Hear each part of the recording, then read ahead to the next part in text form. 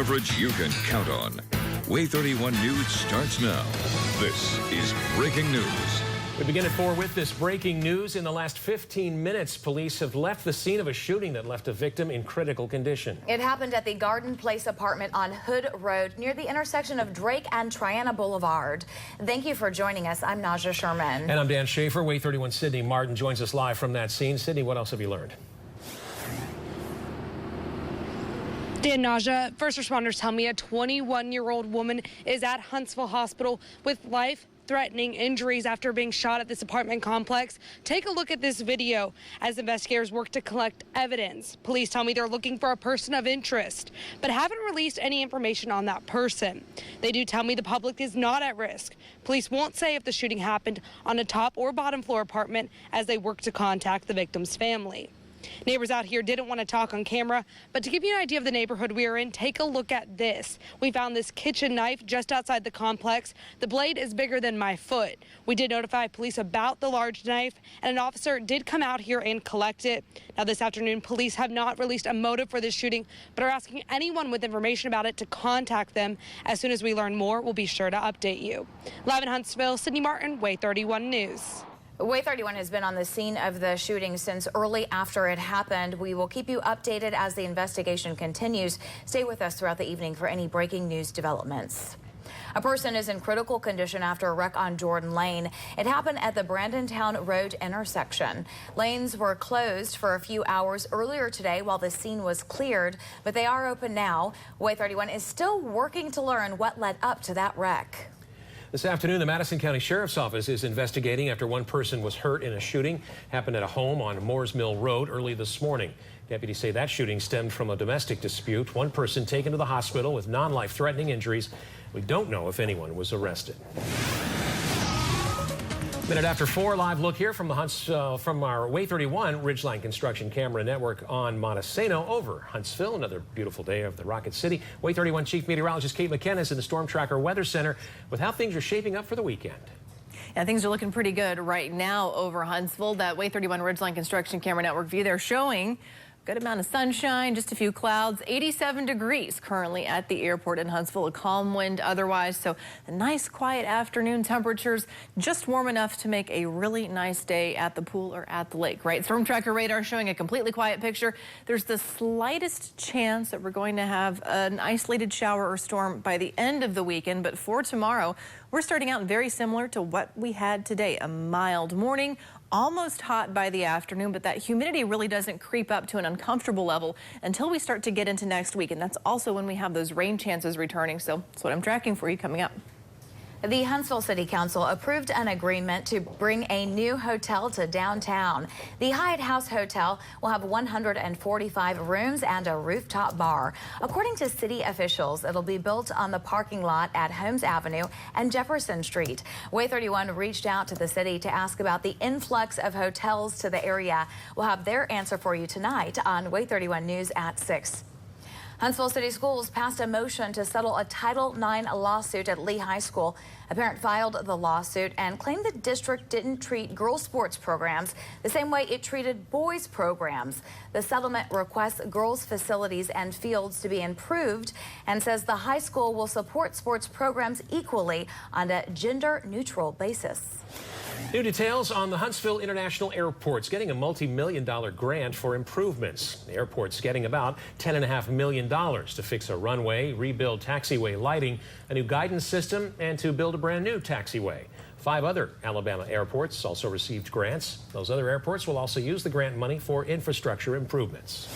New information on a Huntsville company. Dianetics announced today that it will add the largest electron beam welding system in the Western Hemisphere to its facility right here in the Rocket City. It signed an agreement with ProBeam.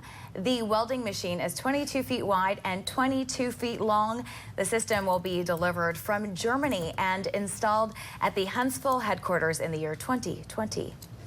We have a traffic alert that you need to know about if you are driving through Athens. Downtown is getting a facelift thanks to a repaving project. Work starts the evening of Sunday, August 4th. Roads surrounding the square in Athens will be milled and paved. Streets will be closed as needed. Crews will work Sundays through Thursdays in the evening. The project is expected to last about a month. Students are heading back to school very soon, so parents listen up. There are a few events happening in the area to help prepare families for this new school year. In about an hour, the Executive Lodge Apartments will be giving a donation to Harris Home for Children for its back-to-school drive. Still time for you to donate. You can stop by the Executive Lodge Apartments on Sparkman Drive. For those of you in Athens, Limestone County Churches Involved, Inc. will give out school supplies through their Stuff a Bus program.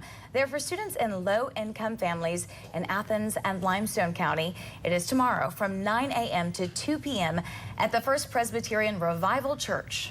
Also on Saturday, it's the Boaz Back-to-School Bash. The city will hand out 1,000 bags filled with school supplies. Haircuts will also be offered, and everything at the event is free. Starts at 5 p.m. and ends at 9 with a fireworks show. Finally, next Friday, Decatur Youth Services will throw a back-to-school jam. It's at Ingalls Harbor from 4 to 8. There will be free food, games, music, and a backpack giveaway. If you want to know more about back-to-school events in North Alabama, head over to our website, click on the back-to-school page under our news tab. We have school start dates for every district in the area. For the first time, the DeKalb County Library is partnering with multiple breast cancer organizations to provide free or low-cost mammograms next month. WAY 31's Sierra Phillips went to Fort Payne to find out what you need to know to participate. On August 6th, a bus equipped with 2 screening rooms and mammogram equipment will be here at the DeKalb County Library in Fort Payne from 9 a.m. to 3 p.m. Event organizers say the mammograms will be free with most insurance carriers, and there is financial assistance available for those underinsured. When you arrive, you'll need your doctor's full name, your driver's license or state ID, and your insurance card.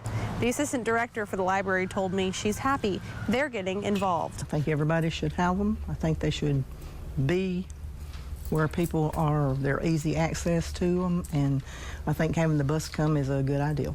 The form to fill out before your examination is about 4 pages, so they recommend you do it ahead of time.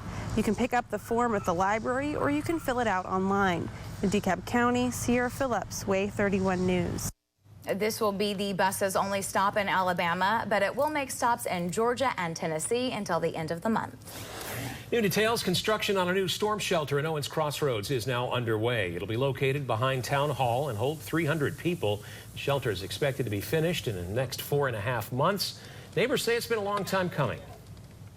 All seems important to the community, is the place for someplace safe haven for someone to go in during inclement weather. So we're proud that this can happen in this community. So. Right now, the nearest storm shelter is in New Hope, 7 miles away. One local lawmaker took to Twitter about the upcoming census what Mo Brooks had to say about a lawsuit filed because of the census. Several teens were hospitalized because they couldn't breathe. Why doctors think it's connected to vaping. Storm tracker radar is quiet right now, and for most of the weekend and for most locations, it's going to stay that way. I've got your weekend forecast and when the rain is back. Yeah. Coverage you can count on. You're watching WAY 31 News with Dan Shaver, Naja Sherman, Chief Meteorologist Kate McKenna, and Lyndon Blake with sports. You can depend on meteorologist Rob Elvington. We have currently 4 tornado warnings that have been issued, at least a rotating thunderstorm, if not a tornado on the ground. This is in Lincoln County. If you're in these areas, please seek shelter. WAY 31 News. Coverage